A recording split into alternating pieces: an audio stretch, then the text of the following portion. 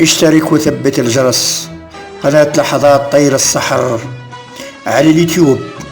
لحظات إبداعات بسيطة في صور مجازية من أطياف زمن الثمانينات والتسعينات. لحظات. العنوان المهجور.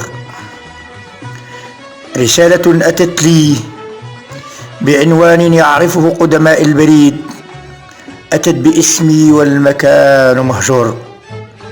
دارت في الأطلال تبحث الأثار، سألوها من المرسل إليه، قالت عنوانه هنا وذهب إلى أين، وأنا مدمنة المجيء إليه أعواما وسنين.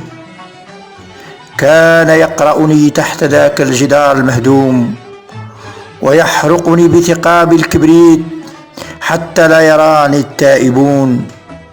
كان يحفظ كلماتي ويرددها على المارين،